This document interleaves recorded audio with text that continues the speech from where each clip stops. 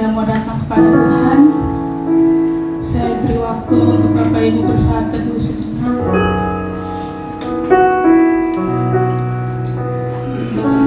Kita mau lepaskan beban hidup ataupun masalah yang kita hadapi, kita mau fokus pada Tuhan. Biarlah hadirat Tuhan hadir dalam ibadah kita pagi hari ini.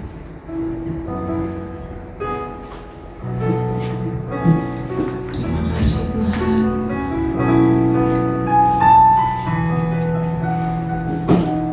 Kami mau lebih lagi mencari Engkau, kami mau lebih lagi Tuhan mendekat kepadamu.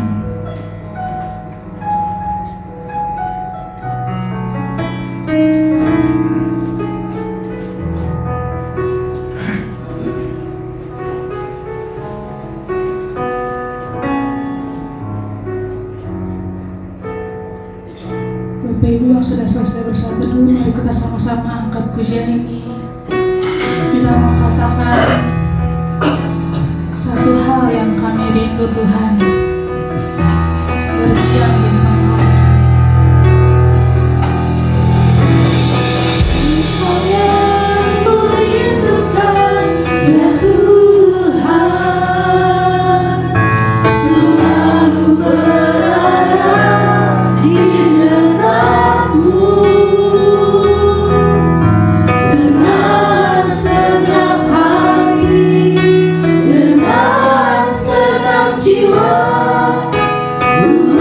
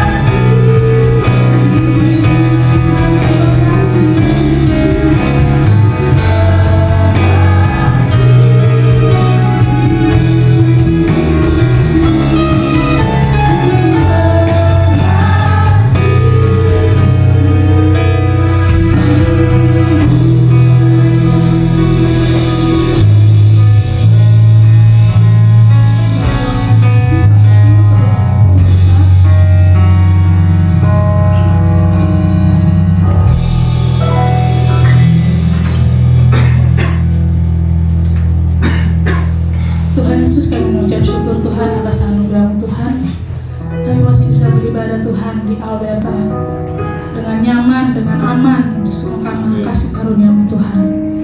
Tuhan tolong pimpin Tuhan ibadah kami dari awal hingga akhirnya Tuhan.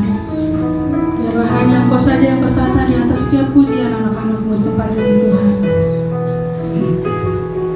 Kami juga berdoa untuk Bapak Agung Tuhan yang akan membawakan firman-Mu Tuhan. Kiranya Tuhan yang urapi beliau dengan berkat khusus yang biar firman yang disampaikan tidak berlalu dengan sia-sia Tuhan, tapi boleh tertanam di hati kami dan kami boleh melakukannya. Kami siap memuji dan menyembah-Mu ya Bapa, hanya di dalam nama Tuhan Yesus. Haleluya, amin. Saya nama Bapak Ibu bangkit berdiri.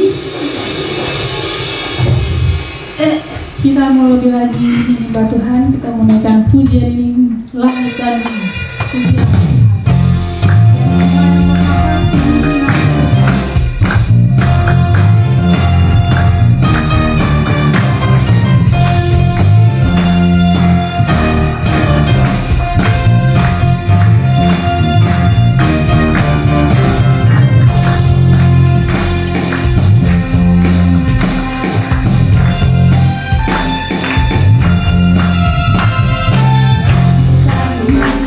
Yeah.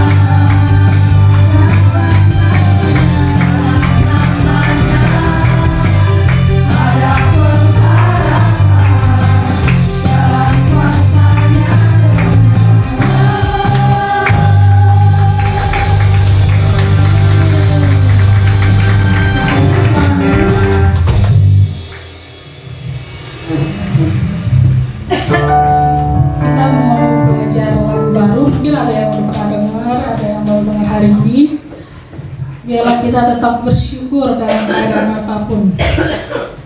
Senantiasa bersyukur.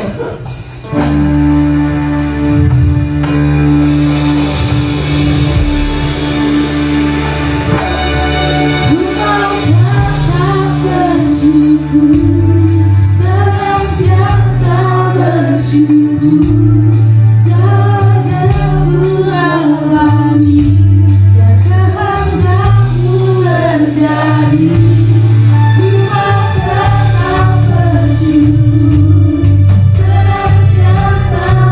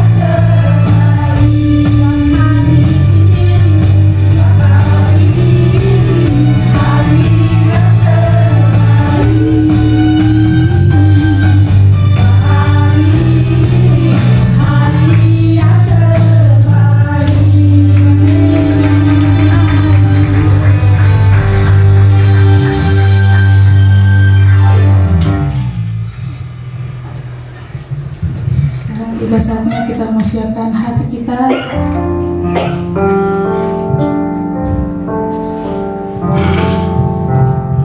Kita mau sambut firman-Nya. Kita mau terhubung dengan Tuhan. Selalu melekat pada Tuhan.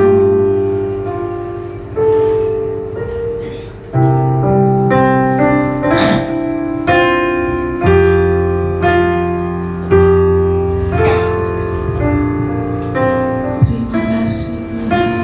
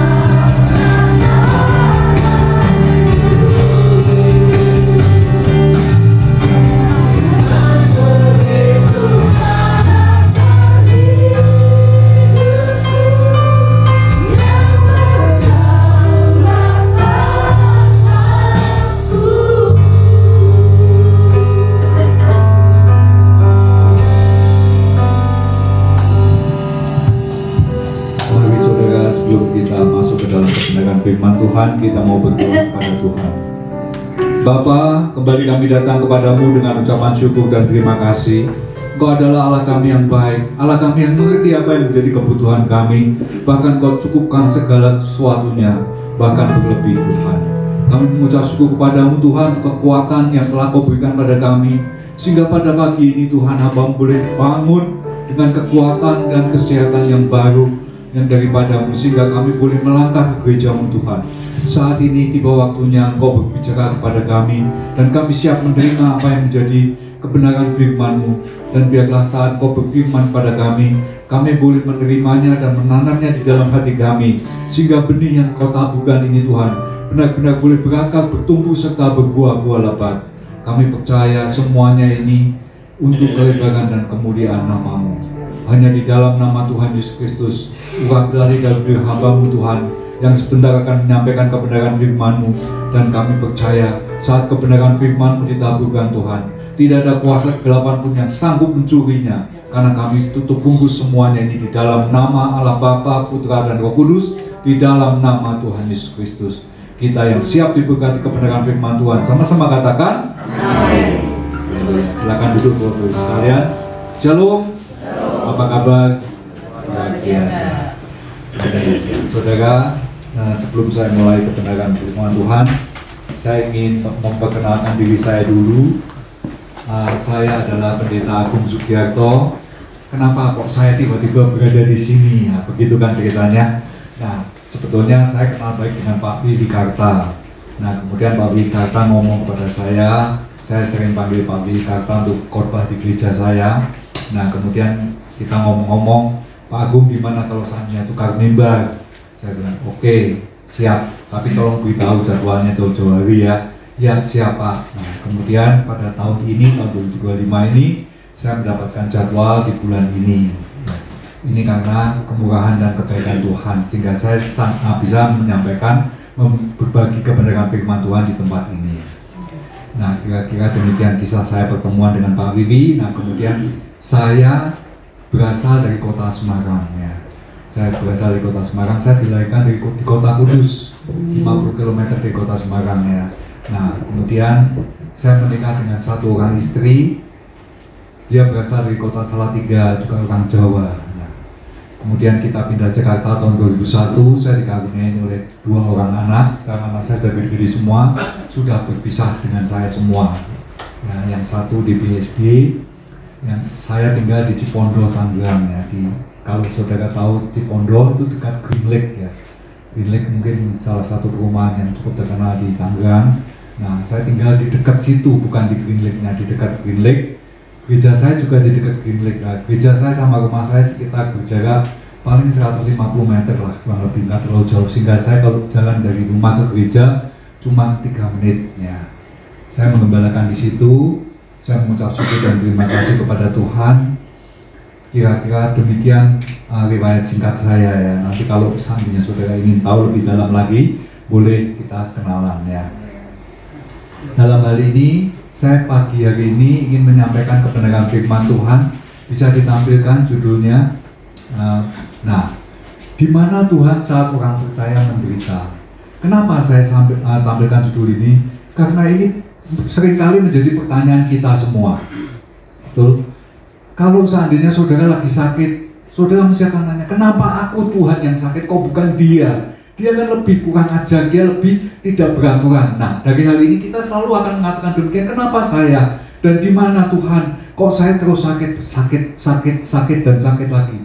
Kalau saudara menerima masalah, saudara akan tanya, kenapa kok saya yang terima masalah? Kok bukan dia? Di mana engkau Tuhan? Kok rasanya tidak adil? Sepertinya begitu kan saudara? Nah, ini judul ini saya ambil di mana Tuhan saat orang percaya menderita. Tapi saudara, sebelum kita masuk lebih lanjut, pernah nggak kita merenungkan judul ini? Di mana Tuhan saat orang percaya menderita? Sepertinya Tuhan jauh dari kita. Sepertinya Tuhan tidak mendengar doa-doa kita. Sepertinya Tuhan sama sekali cuek dengan kita. Kita harus mendalami judul ini lebih dalam lagi. Kalau seandainya dibalik, tolong tampilkan judulnya tadi. Ya, ini kan di mana Tuhan saat orang percaya menderita. Tapi pertanyaan saya, kenapa saudara tidak pernah berpikir di mana kita saat Tuhan menderita? Pernah nggak berpikir demikian? Di mana kita saat Tuhan menderita? Tuhan apa pernah menderita, Pak? Coba next. Tuhan tidak akan pernah meninggalkan kita. Kalau saudara tanya, di mana Tuhan saat orang percaya menderita? Tuhan tidak pernah meninggalkan kita. Tapi Tuhan menderita, kita meninggalkan Tuhan. Kenapa? Karena kita berbuat dosa. Kita melakukan ketidakkudusan. Kita melakukan satu hal yang melawan firman Tuhan. Itu Tuhan menderita, saudara. Nah, di mana kita saat Tuhan menderita? Nah, di dalam Tuhan ada di dalam hati kita, menyertai setiap langkah kita, memberikan kekuatan di tengah penderitaan. Jangan ragu karena Dia dekat bersama-sama dengan kesulitan yang kita alami. Jawabannya adalah seperti itu, saudara. Terus pertanyaan berikutnya, di mana kita saat Tuhan menderita? Kita seringkali melakukan dosa, gak ada yang lihat, gak apa-apa, kecil doa. Aku cuma melakukan ini aja kecil kok, gak apa-apa. Nanti setelah itu aku bertobat, aku tidak berjanji pada Tuhan tidak melakukan lagi. Tapi saudara sudah menyakiti hati Tuhan. Kita sudah menyakiti Tuhan. Kita sudah jauh dari Tuhan. Kita sudah meninggalkan Tuhan. Sedangkan Tuhan berjanji, aku tidak akan sekali-kali meninggalkan engkau. Ya, janji Tuhan dahsyat kan. Nah, sekarang next berikutnya. Nah, ini terbukti di Mazmur 34 ayat 19. Tuhan itu dekat dengan orang-orang yang patah hati dan Ia menyelamatkan orang-orang yang remuk jiwanya. Tuhan tidak pernah jauh dari kita. Sehingga kalau kita tanya, di mana Tuhan saat aku menderita? Di mana Tuhan saat aku bermasalah? Di mana Tuhan saat aku sakit? Tuhan selalu ada di hati kita. Tapi jangan sekali-kali kita justru menyakiti hati Tuhan. Di mana kita saat Tuhan menderita? Di mana Tuhan saat Tuhan tersakiti? Di mana Tuhan saat kita melakukan dosa menyakiti Tuhan? Ya. Nah, kalau saudara ingin tahu Tuhan itu apa benar-benar bisa menderita, saya tidak masukkan di sini karena ini rasanya kurang enak ya kalau ayat ini kita hafal. Tapi kita perlu melihat. Coba kalau saudara punya kitab, saudara bisa buka Kejadian 6 ayat yang ke-6. Kejadian 6 ayat ke-6. Di situ dikatakan demikian. Saya akan bacakan aja buat saudara supaya cepat ya. Maka menyesallah Tuhan bahwa Ia telah menjadikan manusia di bumi dan hal itu memilukan hatinya. Di ayat 5 lebih jelas lagi dikatakan, ketika dilihat Tuhan bahwa kejahatan manusia besar di bumi dan bahwa segala kecenderungan hatinya selalu membuahkan kejahatan semata-mata, maka menyesallah Tuhan bahwa Ia telah menjadikan manusia di bumi dan hal itu memilukan hatinya. Inilah saudara, kita kalau sampai kita melakukan kejahatan, kita sudah melukai hati Tuhan. Kejahatan itu tidak hanya membunuh saudara. Saudara mencuri, saudara berbohong, itu satu kejahatan yang Tuhan tidak suka. Itu yang Tuhan selalu katakan, di mana engkau saat engkau menyakiti aku. Nah, hal inilah yang kita harus camkan baik-baik. Tolong tampilkan slide-nya lagi. Nah, saya akan masuk. Kalau saudara dan saya bisa mengerti apa yang disebut kafah, itu coba kita lihat Mazmur 5 ayat 4 ya. Kita akan baca sama-sama, pendek ayatnya. 2, 3.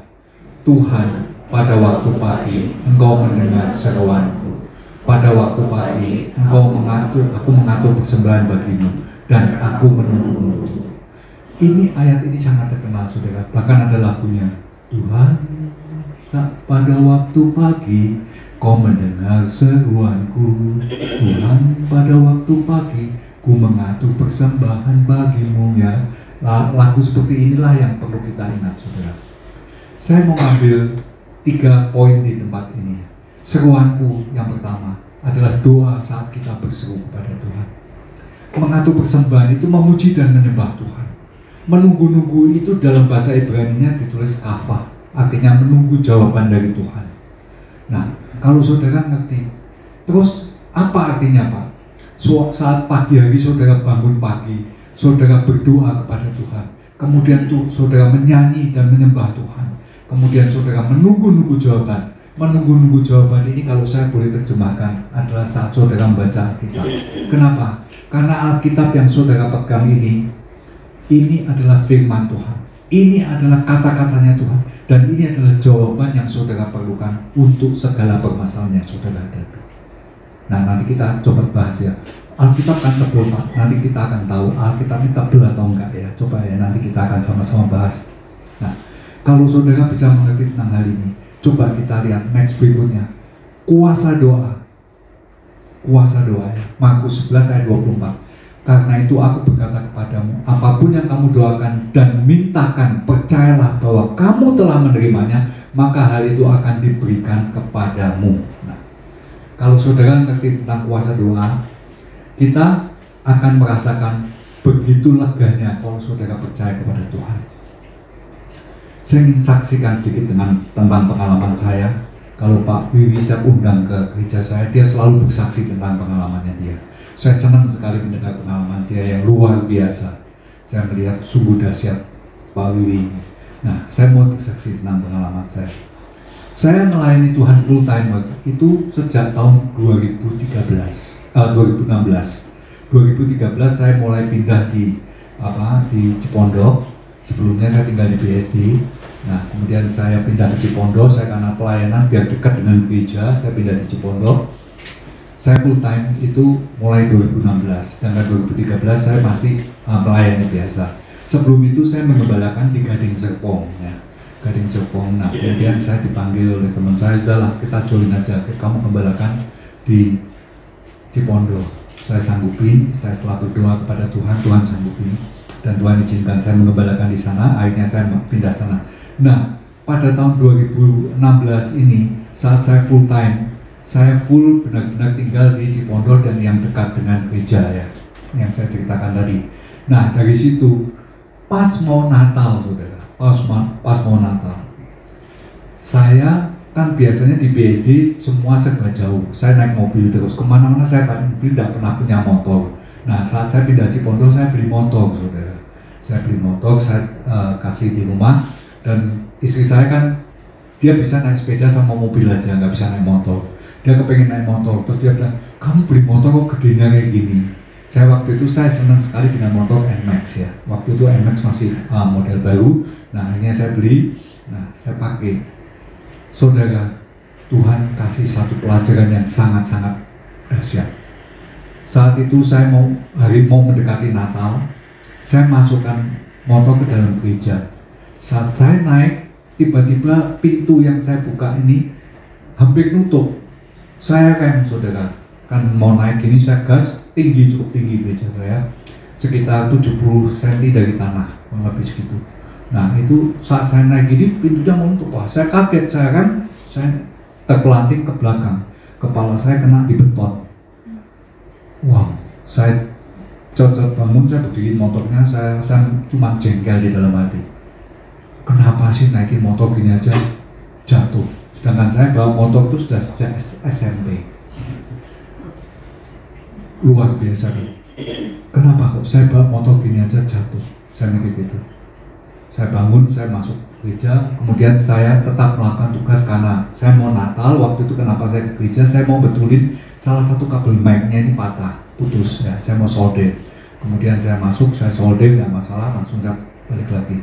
Setelah itu, saudara, beberapa waktu yang lalu setiap saya kunjungan ke teman-teman saya yang sakit, minta didoain. Saya naik motor kena polisi tidur, tahu ya, polisi yang tidur apa yang kayak gajukan itu. Nah, saya naik itu, aduh, kok kepala saya sakit banget ya. Ini kenapa? Saya bingung kan. Saya diboncengin teman saya, dan aku bonceng aja. Bonceng teman kan nggak tahu. Dia ada polisi itu ditabrak aja. Aduh, sakitnya nggak kawan. Kenapa nih kepala saya kayak gini? Terus akhirnya saya cepat-cepat saya kontrol di Siloam, karena saya tinggal di Cipondok. Siloam kan dekat ya, Karawaci. Saya ke Cipondok, saya ke Siloam, saya kontrol. Saya bilang, dok, ini kepala saya kenapa dok? Kok seperti ini? Nah, sebelum kepala saya itu, saya saat mandi di kamar mandi, kaki saya itu tergores di tulang kering kaki saya sebelah kanan tergores. Kemudian saya kasih betadine, malah bengkak kaki saya. Kemudian saya bawa ke Siloam lagi, di Siloam dikatakan ini harus dibersihkan. Saya tanya, sakit enggak? Kalau bapak enggak kuat, mendingan dioperasi aja. Saya bilang, dia ada operasi opnam. Akhirnya saya masuk ke rumah sakit. Waktu itu saya bilang, kalau dioperasi dibius dok, ya dibius. Cuman dari perut ke bawah, waktu saya belum jatuh dari motor ya. Saya bilang, ya udah kalau gitu udah apa-apa, bius dari kaki ke bawah. Kemudian saat saya masuk di ruang operasi, saya dibius pakai yang di hidung itu. kok nggak disuntik? Saya bingung. Akhirnya saya tidur, nggak tahu. Kemudian saya itu setelah itu karena tertidur saya nggak ngerti apa yang terjadi. Saya sepertinya dipukulin pipi saya. Kenapa ini orang ini kok mukulin saya? Saya setelah buka mata, ternyata istri saya yang mukulin saya. Kenapa sayang? Saya panggil istri saya, kenapa sayang kok kamu mukulin aku? Kamu tidur dari tadi nggak bangun-bangun. Dari dioperasi jam 8 pagi, sekarang sudah jam 8 malam, 12 jam nggak bangun-bangun.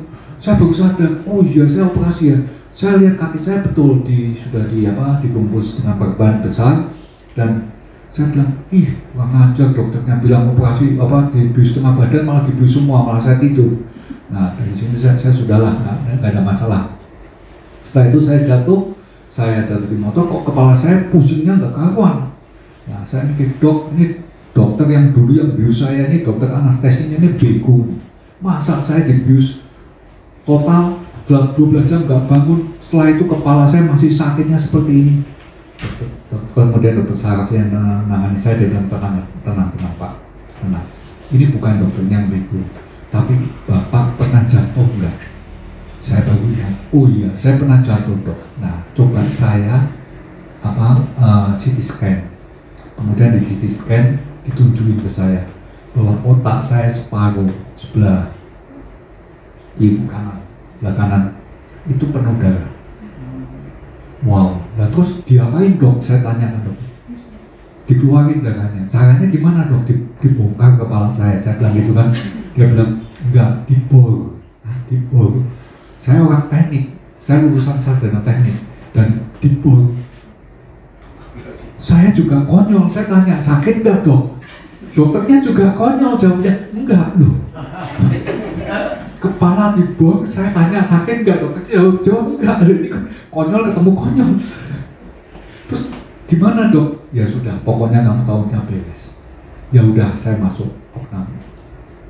Saat saya disuruh opnam, saya bilang nggak bisa dok. Besok saya ada pelayanan. Loh, pelayanan apa? Saya pendeta dok, saya harus doain orang di rumah sakit. Kamu mau masuk rumah sakit masih doain orang di rumah sakit? Iya, karena saya harus ke rumah sakit di PIK Pondok Indah, kan ada rumah sakit. Itu ada tantenya istri saya yang masuk, dia mau operasi kanker kandungan, mau diangkat kandungannya. Kemudian dia bilang, oh operasi, aduh, jam berapa? Besok jam 11. Ya udah, setelah jam 11 kamu harus cepat-cepat ke Karawaci untuk opnam. Ya, saya nyetek sendiri saudara, dari rumah saya Cipondo sampai ke PIK saya nyetek sendiri, sampai PIK saya doain, sudah doain saya langsung ke Karawaci, saya pakai mobilnya di Karawaci. Setelah itu saya masuk ke opnam. Dokternya, oke, ya besok pagi dibawa. Benar saudara, saya nggak dibius sama sekali. Udah dibilangin nggak sakit, nggak dibius, tapi mau dibor. Nah, saya kan bingung ini bornya segede apa ini kan. Nah terus akhirnya ya sudahlah, pasrah aja. Saya masuk ke dalam ruang operasi. Benar, saya tidak dibius sama sekali. Kemudian saya terasa di kepala saya seperti digigit semut. Cekik 1, 2, oh disuntik ternyata. Ya nggak masalah lah, disuntik kan berarti nggak sakit saya. Kan saya ngeri kan kalau dibor. Nah kemudian disuntik ternyata ada 16 suntikan saudara. Setelah 16 suntikan baru dia ya sudah siap ya Pak, saya mau bor. Ya bornya bunyi gitu, waduh serem banget nih, bor beneran ini. Tapi kan bornya bor apa kan saya nggak ngerti kan, apa laser atau apa yang nggak ada suaranya. Ini bener-bener bor tangan seperti ini gitu, saya bingung kan. Wow. Nah dia lagi ngomong-ngomong sama, ternyata sekalian buat belajar mahasiswa kan di UPH Universitas Pelita Harapan kan di Karawaci. Nah itu kan ada rumah sakit Siloam, nah itu kan juga yang punya sama. Akhirnya dibuat apa benar-benar uji coba. Kemudian kepala saya dibor, siap ya, siap. Bener nih nempel di kepala, saya kaget tuh. Kenapa? Sakit? Enggak, kaget dok. Langsung diam aja ya, jangan gerak ya. Langsung kemudian dia ngomong ke mahasiswanya itu udaranya udah keluar. Ya udah, udaranya keluar. Setelah udaranya keluar, benar-benar ditampung di dalam satu tampung kayak botol karet, pakai selang dikasih kepala saya. Setelah itu saya suruh digledek masuk ke dalam kamar lagi. Dari itu saya bilang, dok, saya boleh kerjain enggak? Karena saya waktu itu masih menempuh S2 saya boleh kerja enggak dok untuk tesis? Silakan, nggak ada masalah. Dokternya gede-gede, kamu udah tua gini masih sekolah, nggak masalah lah dok. Kan yang penting kita terus belajar. Ya, ada amin saudara. kita harus tetap belajar di dalam Tuhan. Nah, kemudian saya sampai kamar, saya buka laptop saya kerjain cepat tesis saya karena sudah beberapa hari kan tertunda. Nah, saya tetap kerjain cepat-cepat. Setelah itu kemudian beres. Nah, setelah beres, saudara, dari kecelakaan yang saya alami dan kepala saya diburu ini baru ketahuan kalau pembuluh darah di kepala saya itu tidak normal. Pembuluhnya sempit-sempit, kecil-kecil sekali. Nah, dari situ mulai saya harus hati-hati. Kenapa? Jangan makan nasi, jangan makan apa, karena tekanannya tinggi. Nah, dari situ saya mulai tahu. Nah, kemudian dokternya bilang, ini kamu harus operasi, harus bypass kepala. Kenapa? Kalau enggak, kamu enggak akan bisa ingat terus untuk sampai selama cukup sampai tua, dia bilang gitu. Nah, terus bypass ya, tapi sebelum bypass di kepala, saya mau lihat jantungmu. Sebab kalau jantungmu bermasalah, nanti kamu akan mendapatkan gangguan lagi. Waduh, dari kepala turun ke jantung. Saya pikir nggak ada masalah lah Tuhan, aku percaya karena Engkau lah yang terbaik dan Engkau tidak pernah memberikan harapan kecelakaan, tapi harapan yang penuh dengan masa depan yang penuh harapan. Ya, kita percaya itu kan di Yeremia 29 ayat 11 dikatakan demikian. Rancanganku bukan rancangan manusia, rancanganku bukan rancangan kecelakaan, rancanganku adalah untuk hari depan yang penuh dengan harapan. Nah, kita harus percaya itu. Saya tetap berdoa, Tuhan jadilah sesuai kehendak-Mu. Aku sudah pelayanan full time Tuhan saat ini. Engkau saja yang akan tolong, Engkau saja yang akan tuntun. Dari situ mulai ketahuan kalau jantung saya terjadi penyumbatan. Ada 3 penyumbatan. 95%, 96%, yang satu 60%. Wow, coba diring. Saya masuk rumah sakit lagi, diring. Setelah diring, ketemu dokter kocok lagi. Saya bilang, sudah dok, sudah, diring berapa? Tanya istri. Yang ngerjain dokter, saya suruh tanya istri saya, gimana sih? Dokter konyol-konyol gini, ya udahlah, aku diem aja. Kemudian saya keluar cepat. Itu juga nggak dibius, saya langsung keluar, ketemu istri saya masih di kursi roda. Saya tanya, sayang, kok dokternya ketemu dokter konyol lagi? Dia bilang, aku tanya diring berapa, dia tanya, suruh tanya kamu. Emang kamu tahu apa? Saya bilang gitu kan. Terus istri saya tersenyum dua. Kenapa? Gini loh, kalau dokternya cerita kamu, dia takut kamu stres. Kenapa? Karena dokternya tadi cerita, kalau diring itu 7 ring berturut-turut, jejer-jejer 7. Kalau itu dilakukan, pecah pembuluh darahmu dan kamu lewat. Oh gitu. Nah terus nggak jadi diring. Dia mau cari alternatif lain. Kemudian dia alternatifnya bypass. Saya bilang nggak mau kalau bypass, karena saya tahu kalau bypass itu dada saya digaji dibuka, kemudian jantung saya di bypass. Saya nggak mau bypass. Itu kejadian sudah sekitar 6-7 tahun yang lalu. Kemudian saya tetap nggak mau. Dari situ dengan doa, kuasa doa yang dahsyat Tuhan jawab. Sampai sekarang saya tetap sehat tanpa bypass, tanpa Tuhan itu dahsyat. Amin. Kemudian tampilkan lagi yang pertama, kuasa doa sanggup melakukan segala sesuatu. Yang kedua, next, kuasa pujian. Mazmur 22 ayat 4. Ini seperti yang dikatakan tadi oleh WL ya. Padahal Engkau yang kudus yang bersemayam di atas puji-pujian orang Israel. Tuhan itu bersemayam di atas puji-pujian kita. Saat kita tadi memuji dan memuliakan Tuhan, Tuhan ada di puji-pujian kita. Saya berkesempatan belum lama ini nonton film Gereja Setan. Ada yang nonton Gereja Setan? Belum ada ya? Nah, saya kenapa kepengen nonton Gereja Setan? Karena saya tahu ceritanya. Yang buat kan Roy Sakti. Roy Sakti ini pemain saham dengan dahsyat. Nah, dari situ saya pengen lihat ini seorang dunia kok bisa buat Gereja Setan, bisa buat cerita Gereja Setan seperti apa. Sebelum saya nonton, istri saya pernah ngomong sama saya, kok tadi malam aku mimpi. Mimpi apa? Mimpi dikejar setan. Emang kamu siapa kok setan ngejar-ngejar kamu? Saya bilang gitu. Terus dia bilang, saya dikejar setan, saya balik, saya tangking. Setannya ketawa doang. Hah? Gak lari? Enggak, ketawa doang. Nah, ketawa doang ya. Terus akhirnya saya bilang, terus kamu apain?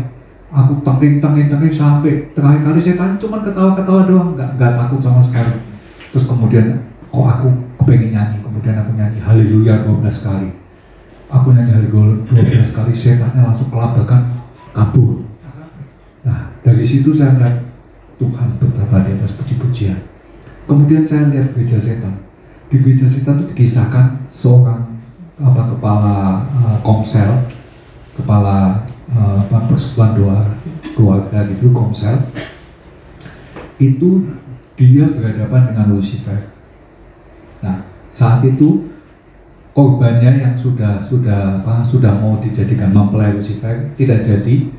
Tiba-tiba dia bangkit dari ikatannya, kemudian saat melayang naik ke atas seorang perempuan, dan wajahnya yang cantik berubah jadi wajah yang mengerikan, dan dia mengatakan kepada kepala komselnya, ketua komselnya ini, aku akan menghukum kamu, bahkan aku akan membunuh kamu. Nah, ketua komselnya langsung dalam nama Yesus, tetap aja ketawa-ketawa. Nah, dari situ temannya ketua komselnya ini langsung dia nyanyi, dia ingat pendetaku pernah ngomong bahwa di atas puji-pujian Tuhan bertahta di sana, dan aku percaya ini pasti berkuasa. Kemudian dia juga nyanyi haleluya 12 kali.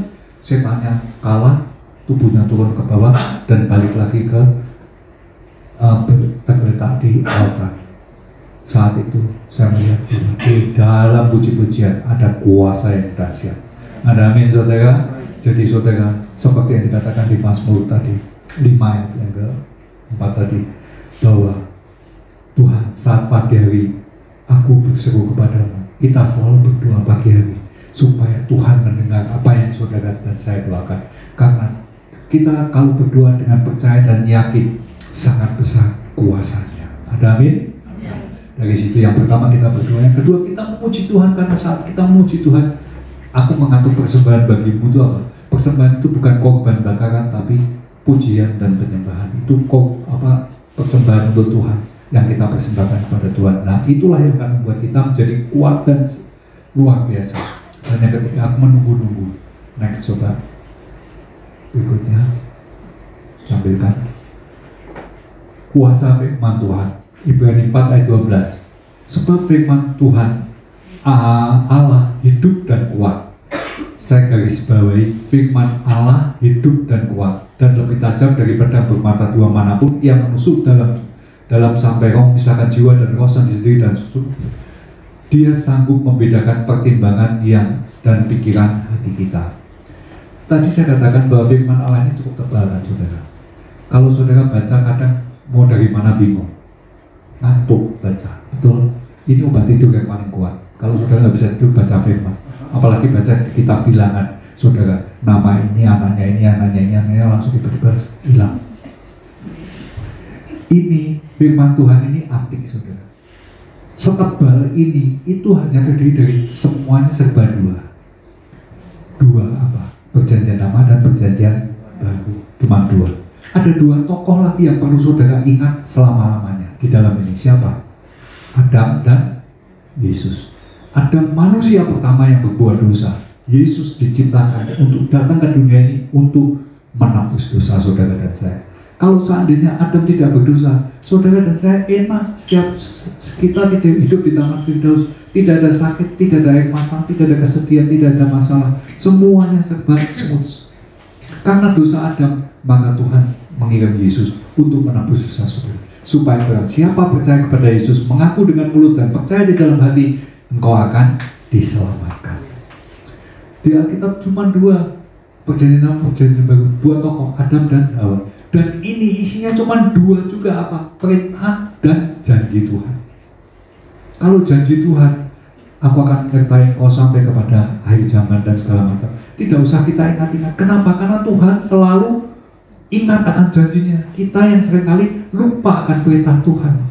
Perintah Tuhan di dalam Alkitab setebal ini ya cuma dua. Apa? Kasihlah Tuhan Allahmu dan kasihlah sama manusia. Cuma dua, semuanya dua. Ingat gampangan. Janji dan perintah. Kita nggak perlu ingat janji, tapi kita perlu ingat perintahnya. Perintahnya apa? Kasihlah Tuhan Allahmu dan kasihlah sama manusia. Kalau saudara bisa mengasihi sama manusia, saudara tidak akan ribut lagi. Dengan siapapun saudara tidak akan ribut. Dari hal ini kita lebih melihat bahwa firman Tuhan, tolong tampilkan yang ketiga tadi, maaf. Firman Allah hidup dan kuat. Di dalam Yohanes itu dikatakan bahwa firman Allah berubah menjadi manusia, betul? Nah, Yohanes 1 ayat 14, firman itu telah menjadi manusia dan diam di antara kita. firman Tuhan ini adalah Yesus sendiri. Jadi kalau saudara membaca firman Tuhan, sama seperti saudara membaca karakternya Yesus. Dari hal ini, Tuhan itu dahsyat. Firman Tuhan ini hidup dan kuat. Saudara, kenapa kok manusia selingkuh, bermasalah, stres dan segala macam? Karena dia menyadari kalau dia itu lemah, tapi dia tidak pernah mau ngomong. Coba saudara kita lihat, saudara kenapa merasa stres? Karena saudara tidak mampu menghadapi masalah yang saudara hadapi, betul? Nah, untuk hal itu serahkanlah kepada Tuhan. Tadi kita lagi nyanyi lagu Ku Terhubung dengan Dia. Saudara mau punya handphone semahal apapun, harganya mulai dari 1 juta dapat handphone, 25 juta juga dapat handphone, 30 juta juga dapat handphone yang sama yang bisa saudara pakai untuk telepon dan WA. Tapi kalau tidak ada chargernya, buat apa? Jadi barang rongsokan yang tidak pernah dipakai dibuang aja, betul? Kenapa? Karena nggak berguna sama sekali. Kalau baterainya habis sudah nggak bisa diapa-apain lagi. Kita harus selalu terhubung dengan sumber power supply, ya. Power supply itu Tuhan kita, Yesus Kristus. Sehingga kita harus terhubung dengan Dia. Saat kita terhubung dengan Tuhan, kita merasa segar, kita merasa kuat, kita merasa damai sejahtera. Sehingga dikatakan firman Tuhan itu berkuasa dan kuat. Nah, dari sinilah kita perlu mengingat bahwa kalau saudara tidak terhubung dengan Tuhan, saudara berdiri sendiri, saudara akan lemah, saudara akan stres. Dari stres saudara akan selingkuh, saudara akan narkoba, saudara akan mencuri, saudara akan melakukan hal-hal yang berlawanan dengan Tuhan. Disitulah saudara mulai menyakiti Tuhan. Disitulah Tuhan menderita. Jadi saat Tuhan menderita, kita di mana kita terlibat di dalamnya, maka dari situ jangan kita menyakiti Tuhan, supaya kalau seandainya saudara dan saya menderita, Tuhan ada di dalam hati kita.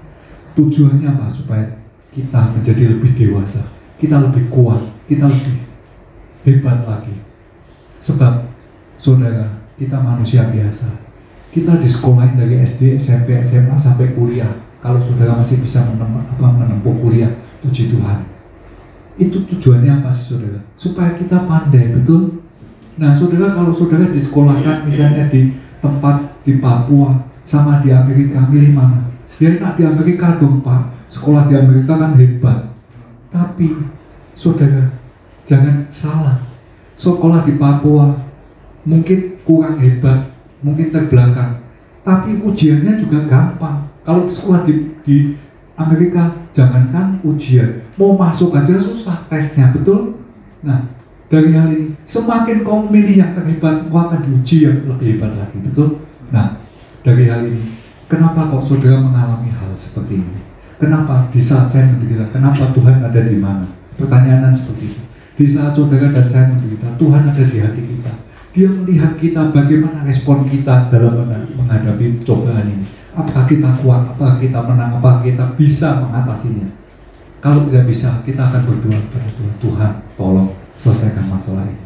Saat saya jatuh, saya katakan, Tuhan tolong, jantung saya bermasalah. Ternyata dari jantung saya, Engkau ajar aku untuk mengerti mulai dari kakiku yang luka, kepalaku yang bocor, dan akhirnya jantungku yang bermasalah. Dari sinilah saya harus menjaga makanan seperti apa, saya harus puasa seperti apa, saya harus bertekun dalam doa seperti apa. Akhirnya saya hanya bergantung kepada Tuhan, karena Engkau adalah sumber segala-galanya. Sehingga kalau saudara punya handphone, sama seperti Tuhan punya saudara. Saudara punya handphone, tetap saudara butuh charger. Walaupun charger tadi harganya jauh lebih murah, cuma 30.000 sudah bisa nge-charge handphone saudara.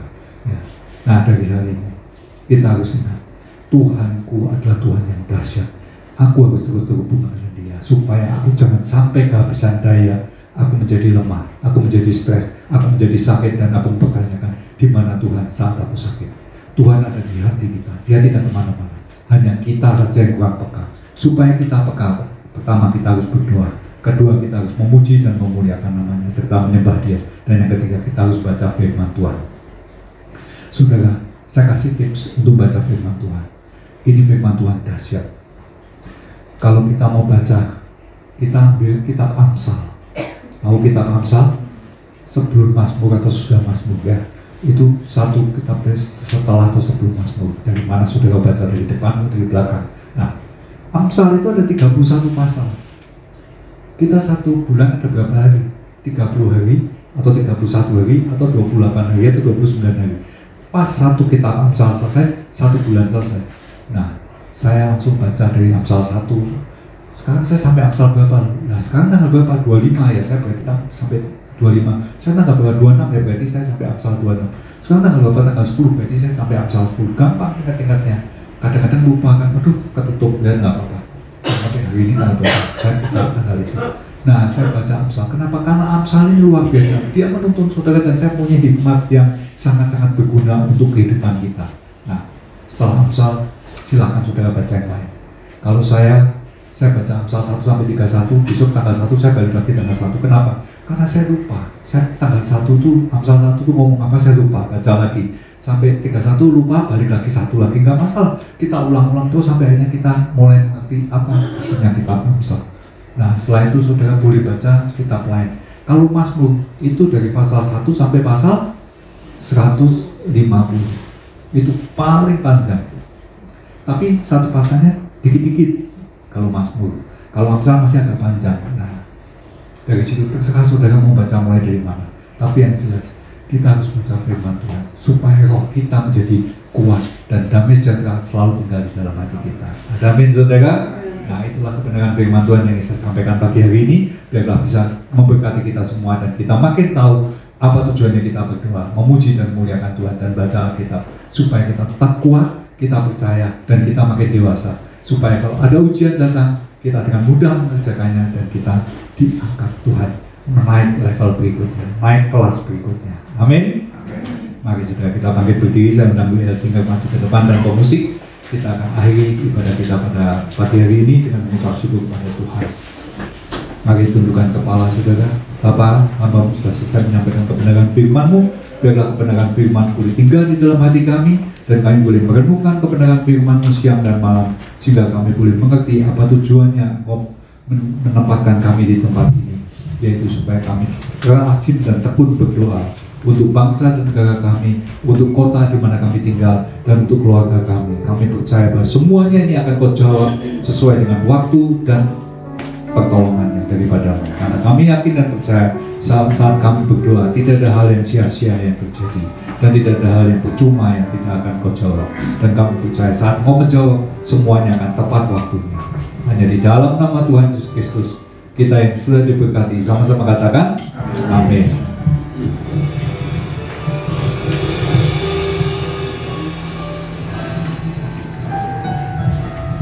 Silakan duduk Bapak Ibu.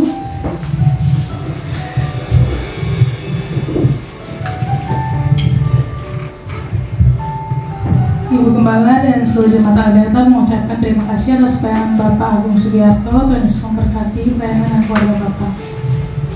Sekarang tiba saatnya kita akan memberikan persembahan. Silakan para pelayan pelayan maju ke depan.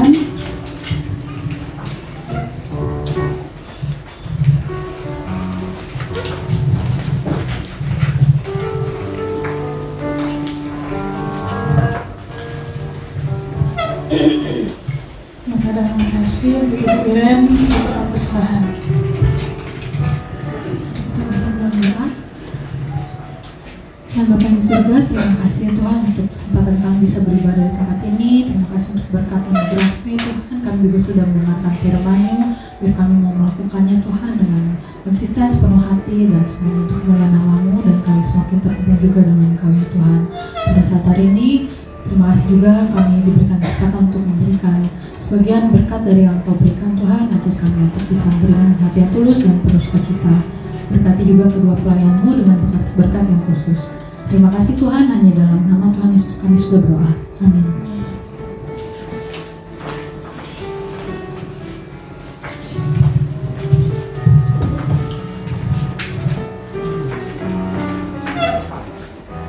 Shalom Bapak Ibu kasih dalam Tuhan. Shalom. Puji Tuhan. Sekali lagi kami atas nama Ibu Gembala dan seluruh jemaat mengucapkan terima kasih untuk pelayanan Bapak Pendeta Agung Sugiarto. Tuhan Yesus memberkati. Sebelum saya melanjutkan membacakan pengumuman, apakah ada di antara Bapak Ibu yang baru pertama kali bergabung bersama kami di tempat ini? Tidak ada. Ya, kita terus mau mencari jiwa-jiwa ya, bukan tetap sendiri, tetapi terus mau mencari jiwa-jiwa bagi kemuliaan Tuhan. Terima kasih juga kepada semua pelayan yang telah setia melayani dalam kebaktian umum hari ini. Tuhan Yesus memberkati dengan bonus khusus. Komsel Pemuda Alberta diadakan pada hari ini tanggal 28 September pukul 11 dan akan dilayani, firman Tuhan akan dilayani oleh Bapak Pendeta Paulus Igunata Sutejo. Jemaat wanita diundang untuk hadir dalam kebaktian kaum wanita pukul 10 pagi hari Selasa tanggal 30 September 2025 dengan acara doa puasa. Mari bergabung bersama kami dalam benteng doa GBI Alberta setiap hari Jumat pukul 10 pagi. Benteng doa ini terbuka untuk umum ya, jadi bukan hanya untuk jemaat Alberta, tetapi terbuka untuk umum. Mari kita mau ajak keluarga, tetangga, teman-teman untuk saling menguatkan melalui doa-doa kita. Kaum muda diajak untuk hadir setiap hari Sabtu sore pukul 18 dalam komunitas Alberta Youth Team. Hari Sabtu ini tanggal 4 Oktober 2025 dengan acara kebersamaan. Seluruh jemaat diundang untuk kembali hadir dalam kebaktian umum minggu depan tanggal 5 Oktober 2025 pukul 8 pagi. Firman Tuhan akan disampaikan oleh PDM Vivi Karta Elia.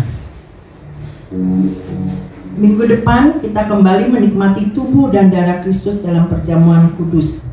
Tubuh dan darah Kristus yang hanya dapat dinikmati oleh jemaat yang sudah dibaptis air.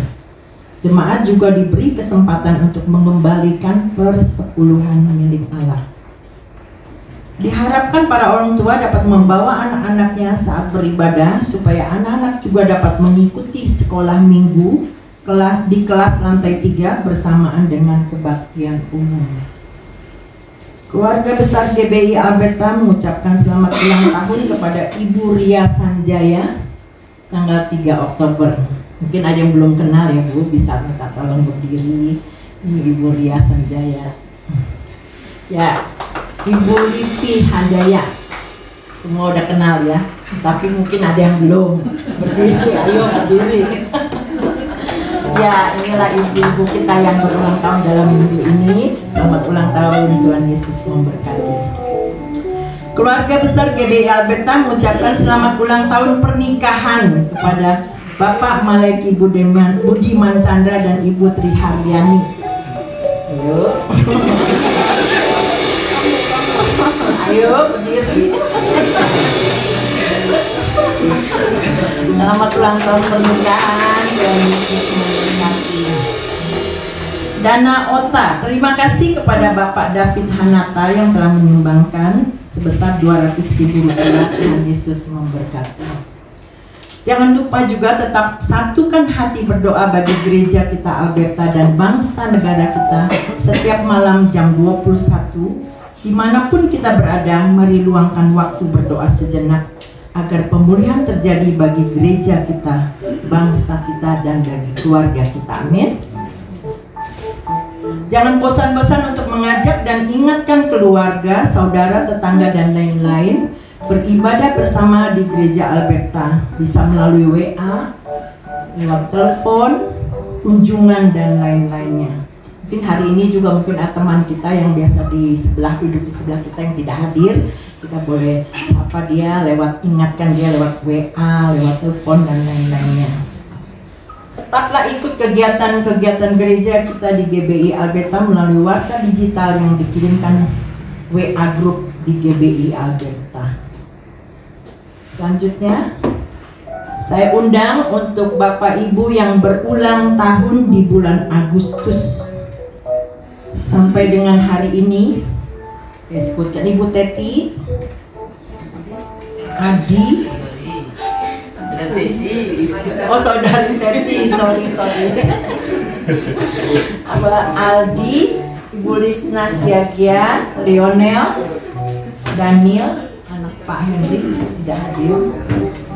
Ibu Eri ada, Bapak Henry, Ibu Ria Sanjaya, dan Ibu Livi. Bisa tolong maju ke depan. Akan diberikan sedikit kenang-kenangan.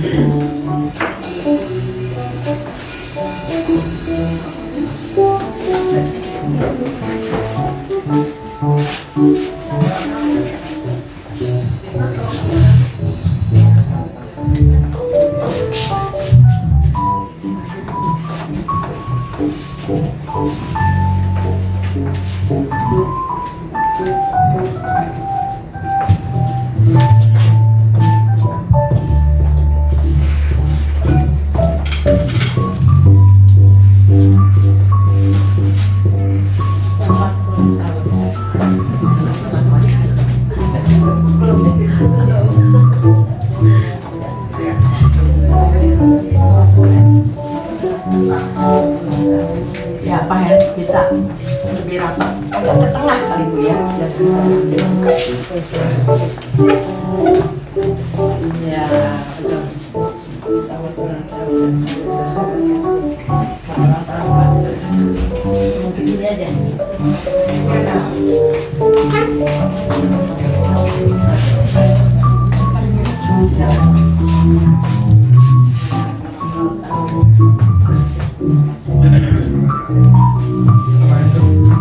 Ya. Merapat.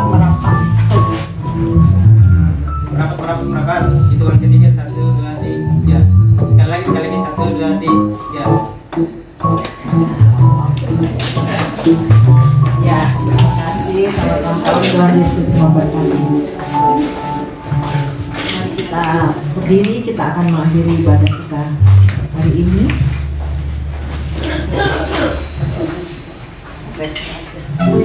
Kita akan pujian lagu berikutnya.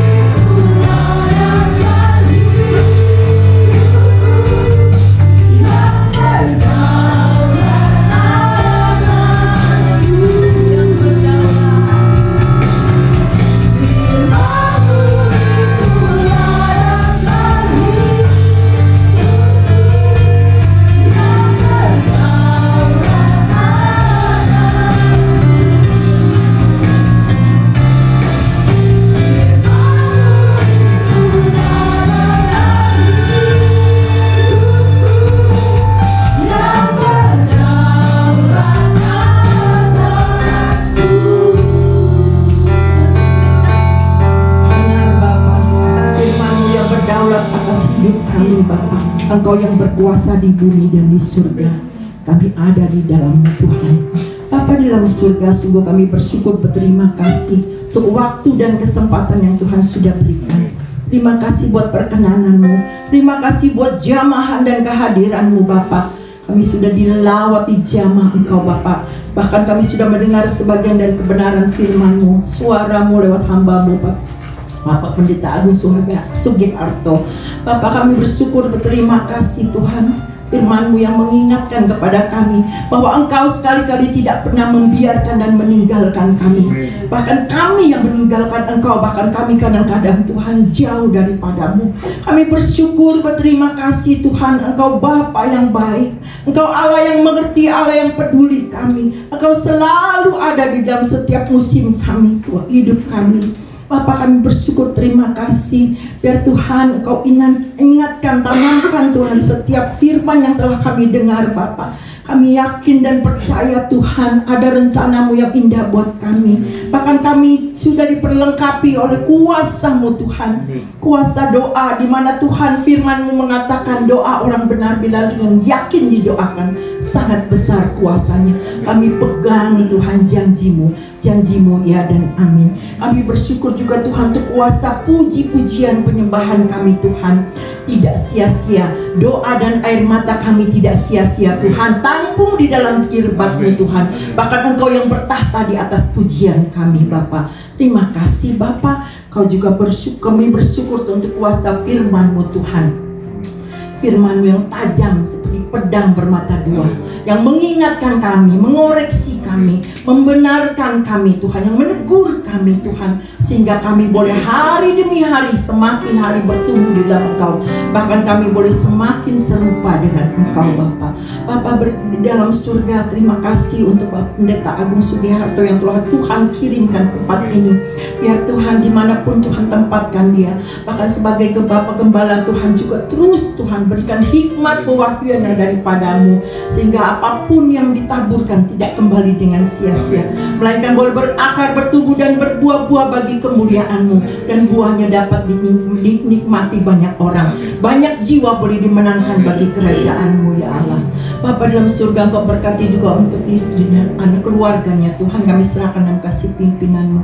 Terima kasih Yesus buat kesempatan yang Tuhan berikan saat ini Tuhan, untuk anak-anak-Mu, para pelayan-Mu Tuhan yang melayani pagi hari ini. Kami yakin dan percaya jerih lelah kami tidak akan sia-sia. Tuhan perhitungkan sebagai upah baik di bumi maupun di surga. Terima kasih juga untuk jemaat-Mu yang setia Bapa. Tuhan kami yakin dan percaya jikalau mereka benar-benar sungguh-sungguh datang dengan ibadah kepadamu Tuhan, maka Engkau yang berjanji Tuhan akan memberkati roti dan makanannya Tuhan, air minumannya Tuhan Kau berkati dan jauhkan dari segala sakit penyakit. Kami yakin dan percaya, kami pegang teguh iman kami Tuhan padamu. Kami berdoa juga untuk mereka yang tidak bisa hadir hari ini Tuhan, dimanapun mereka berada, apapun keberadaan mereka Tuhan. Kami tahu Engkau omnipresent Tuhan, Engkau jamah mereka Tuhan yang sakit di dalam nama Yesus Kristus. Engkau jamah Raymond Tuhan yang hari ini akan dibuka, angkat pennya Tuhan dalam nama Yesus. Tuhan berkati setiap tangan-tangan dokter, suster, para perawat yang ada, alat-alat medis semuanya Tuhan, sucikan, mendatangkan kesembuhan buat Raymond Tuhan. Kami berdoa juga untuk mereka yang tidak hadir, mungkin ada masalah itu bergumulan Tuhan, berkati mereka, berikan jalan keluar Tuhan, yang terikat dilepaskan di dalam nama Yesus Kristus. Terima kasih Bapa, sehingga di minggu yang akan datang mereka dapat berkumpul bersama-sama dengan kami. Terima kasih Yesus. Kami berdoa juga untuk bangsa dan negara kami Bapa. Kami bersyukur kami ada, kami tinggal, kami lahir, dan kami mencari nafkah di Indonesia Tuhan, bukan kebetulan, tapi ada rencana-Mu yang indah buat kami. Untuk kami juga boleh Tuhan terbeban untuk mendoakan negeri kami Tuhan, sebagaimana firman-Mu mengatakan, berdoa untuk negeri dimanapun Engkau ditempatkan, biar damai sejahtera Tuhan ada tinggal di dalam negeri ini Tuhan. Kami berdoa untuk para Bapak Presiden dan Wakil Presiden, untuk para menteri jajaran yang ada Tuhan. Engkau berkati mereka Tuhan, berikan hikmat yang daripada-Mu, keputusan yang mereka ambil semuanya datang daripada-Mu Bapa. Bukan untuk kesejahteraan pribadi, tetapi untuk kesejahteraan rakyat Indonesia. Bapa dalam surga, kami juga berdoa Tuhan kepada bidang legislatif, yudikatif Tuhan, berkati mereka Bapa, sehingga apapun yang mereka lakukan benar-benar untuk kemuliaan nama-Mu dan benar-benar untuk kepentingan rakyat semata. Terima kasih Yesus. Kami berdoa juga untuk para rakyat-Mu yang Tuhan mengalami bencana, tanah longsor, gempa bumi, dan apapun itu Tuhan, Kau berkati mereka, sehingga mereka juga boleh tertolong Tuhan, mereka juga mendapat pertolongan tepat pada waktunya dan di tangan yang tepat. Terima kasih Bapa, terpujilah nama-Mu. Lalu sebentar kami akan berpisah satu dengan yang lain. Hantar pimpin langkah kami, tibakan di tempat kami masing-masing dengan selamat tanpa kekurangan satu apapun. Adapun kalau yang mau melanjutkan aktivitasnya Tuhan, berkati Bapa. Terima kasih Yesus. Kami berdoa juga bersyukur bahwa untuk Ibu Gembala Tuhan yang ada bersama dengan kami. Kami tahu Ibu Gembala kami ada di tangan-Mu, di hati-Mu, di pikiran-Mu Tuhan. Engkau selalu senantiasa menjaga, melindungi, memberkati dan berikan kekuatan, kesehatan yang daripada-Mu. Berkati juga untuk keluarga besarnya, kami serahkan dalam kasih pimpinan-Mu. Terima kasih Bapa, terpujilah nama-Mu. Dalam nama Yesus kami berdoa ucap syukur. Haleluya. Bapak Ibu Saudara, mari kita angkat kedua tangan kita untuk menerima berkat doa. Kekasih-kekasih Kristus yang diberkati Tuhan, pulanglah dan terimalah berkat Tuhan.